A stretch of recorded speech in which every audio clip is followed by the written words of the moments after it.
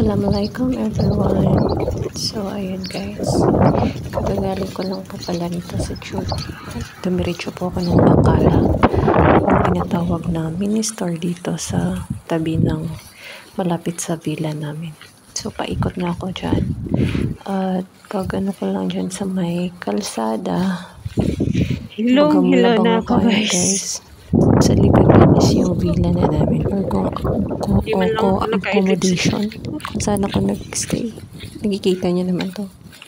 So, Para na akong ilipad ng hangin. Ito pala yung update ko ngayon. Kasi windy ngayon dito eh. So, pasensya na medyo shaky kasi naglalakad ako nito. But thankful pa din kasi nakayanan ko yung duty. Ngayon dito. Even though na 2 hours lang yung tulog ko. Gabi pala yung duty ko. Kahapon. And then, kasi sana yung ano ko, nag-a-adjust na naman yung katawan ko kasi yung routine ko is so, ayun guys, pang gabi yung duty ko. Nag-a-adjust yung katawan ko. Kaya hindi pag pa naman umaga, ako hirap ako sanay makatulog. na matulog ng umaga. Kahit na pagod ako sa duty. Tapos, hindi din tumatalab yung melatonin sa akin. Nagpapalpitate yung ano ko. Naiwan. Ang daming pumapasok sa isip ko. Yan. Gabi na ulit. Ito na naman yung update ko. Nakabihis na ako. Nag-aantay na lang ako dito ng driver. Kasi nag-message na ako dito sa driver. Papunta na ako sa bahay ng client na naman. Tulog lang ako nito ng madali ang tulog. Dami kong naiisip dito. Iwan ko kung bakit hindi ako makatulog sa kadami ng iniisip ko. Kaya minsan drowsy ako. Nagpipray na lang ako sa duty ko na sana makaya ko yung duty ko. Ayun. So awa ng Diyos, nakakaya ko naman kahit wala akong masyadong tulog sa sa umaga. So, ngayon na ako naka-experience. Tapos, may pa ako. Alis na ako, everyone. At yan, madilim na.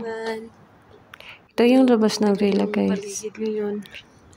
Palabas na ako ng gate nito. At yan, ito yung labas. Yung lalaki ng bahay ng kalsada o labas ng accommodation. Ang lalaki ng mga bahay dito. Tapos, ayan, si girl, nakatunga nga sa duty.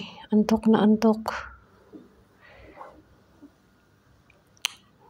Gusto ko sanang matulog dito. Kaya pala problemadong ako. Kaya pala hindi ako makatulog. Kaya pala ang dami kong iniisip. Yung mga may doubt ka. Tapos, ayun. Gusto kong magpahinga. Tulog pala yung alaga ko nito. Kaya nag-aantay na lang ako na magisingin siya. Tapos, malungkot ako dito na iwan. Hindi ko alam kung ano yung nararamdaman ko. Ang dami kong doubts. Pero, nagpipray na lang ako nito sa isip ko na sana malampasan ko to. At sana matupad ko yung mga goals ko sa buhay. Yun lang naman yung hinahangad ko. So, ayan pala. Isang masama na namang balita ang hinahatid sa akin. Kaya pala ang dami ko. Kaya pala malapot ako, naiwan na install parang pala si Leroy ng ilaw dito sa sarili ko. Mga ilang araw na labas para sa mga magbibigil, may tumawag sa naman may ilaw. Na ayun. Dito si Camille. Lolo namin sa mother side. Yo, ticker, Sabi yo. nga, okay na rin kasi Uy, dagan man din ng bangkong lolo. wala na siyang mararamdaman na kahit May wheels dahil no. Careful kay slide ka diha. Oo, kasi nga Yashil. Yung kay Yashil, hindi ko pa Maop sa ilaw. gustong isipin. Di na mo dagan. Iniisip ko na lang kabiha. ang nangyari sa kanya. Pero yung kay Lolo, at least, papahinga na siya kasi marami na siya. Ay, giyon sa man to ni Moya. Kontra sa makita mo siya, nahihirapan ka din, nasasaktan ka din bilang isang anak na makita siyang ganun. Sa heaven na din siya. Ayan yung update ni Leroy. Siya pala yung naghahanda ng ilaw sa labas. Nagwa-wiring siya dyan. Ay, buhay. Hindi ko talaga yung kung kailan tayo dito sa mundo.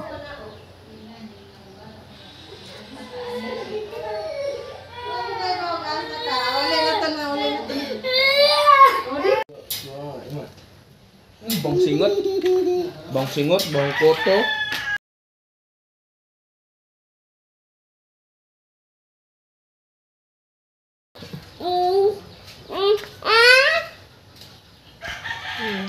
Si Lolo.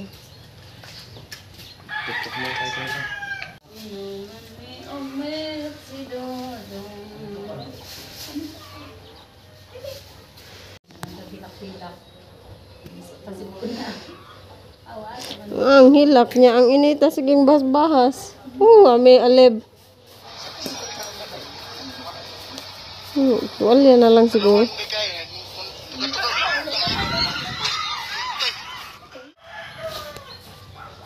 Mailaw na dito.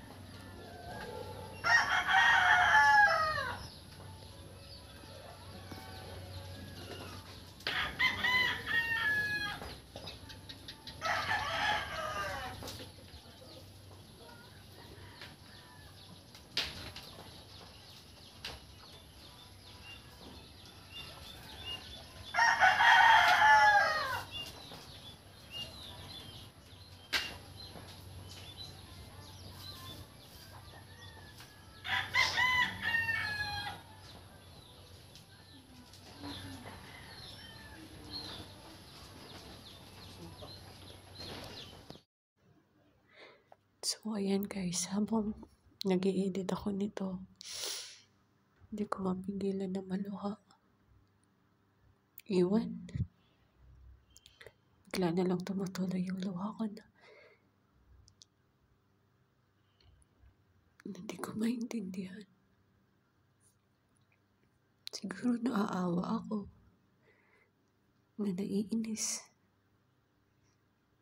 Kasi dalawang buhay na yung mahal ko sa buhay na wala na, hindi ko man lang mayakap. Pero wala eh. Choice ko to. Kailangan ko din harapin na mag-isa. Kasi pinili ko umalis.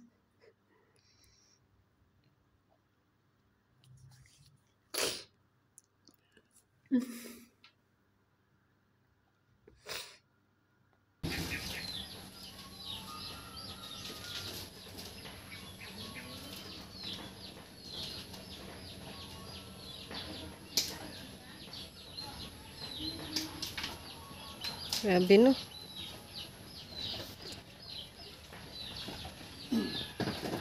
Tingo mo na nag-aso. Bi ay sige, suru dia bi.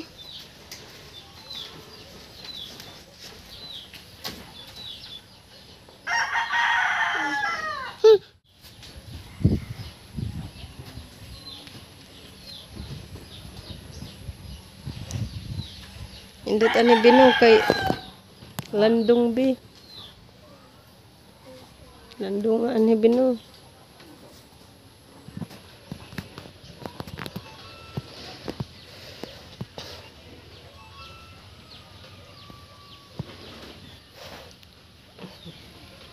Indot mag-play diri bino kanay Bermuda.